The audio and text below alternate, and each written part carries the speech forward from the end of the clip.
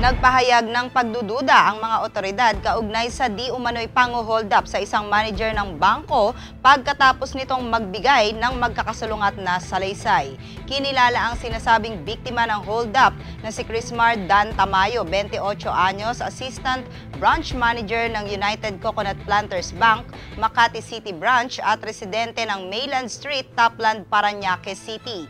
Natagpuan ng mga pulis si Tamayo na nakagapos at nakabalot ng tape ang bibig sa loob ng kanyang kulay itim na kotseng Mazda 3 sedan na nakaparada sa shoulder ng Maharlika Highway sa Barangay Daan Sarile, Cabanatuan City. Sa ulat ng Cabanatuan City Police Station, isinalaysay ni Crismar kung paano siya dinukot ng mga sospek sa EDSA Tramo, Pasay City at iginapos sa kahabaan ng North Luzon Expressway, tsaka kinuha ang cash na winidraw sa pinagtatrabahuhang bangko.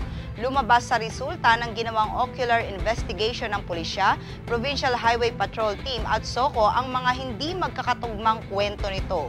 Kung totoo umano ang salaysay ni Tamayo, ay ano ang motibo ng mga sospek para maglakbay pa hanggang Cabanatuan City samantalang natangay na nila ang pera?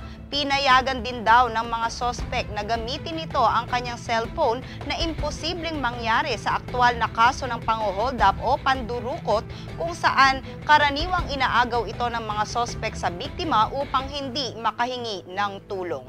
Samantala, patay ang mga di umano'y leader at dalawang miyembro ng Ibay Robbery Hold-up Carnapping Group sa isinagawang operasyon ng pinagsanib puwersa ng Lupao Police Station at 2nd MP PPSC Platoon sa Lupao Muñoz Road sa Barangay Mapangpang, Bayan ng Lupao.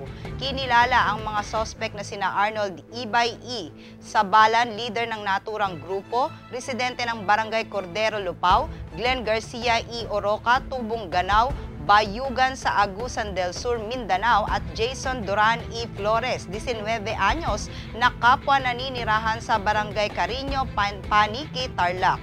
Base sa report ng pulisya, nabulilyaso sa planong pango-hold up ang grupo ng masabat ng mga otoridad sa ginawang anti-criminality checkpoint. Tinangka umanong pahintuin ng mga pulis ang mga sospek na sakay ng dalawang motorsiklo, ngunit nagtangka ang mga ito na tumakas at nakipagpalitan ng putok na nagresulta sa pagkamatay ng mga ito. Nadamay sa naganap na barilan ang isang dalaga na residente ng Mapangpang. Nang mahagip ng ligaw na bala, isinugod ito sa ospital at napag-alamang ligtas na. Sinasabing binubuo ng 10 miyembro ang Ibay Group na karamihan ay mula sa lalawigan ng Tarlac na responsable sa pango-hold up at pangangarnap ng motor dito sa Nueva Ecija, partikular sa mga bayan ng Lupao, Talugtog at Gimba. Na-recover ng SOCO sa pinangyarihan ng engkwentro ang isang kalibre 45 baril, isang caliber 9mm, isang 38 revolver at mga basyo ng bala at motorsiklo. Paalala po sa ating mga kaibigan, lagi po tayong maging alerto at mag-ingat dahil ang krimen ay nangyayari kahit saan, kahit kailan. Ako po ang inyong bantay krimen, Clarissa de Guzman.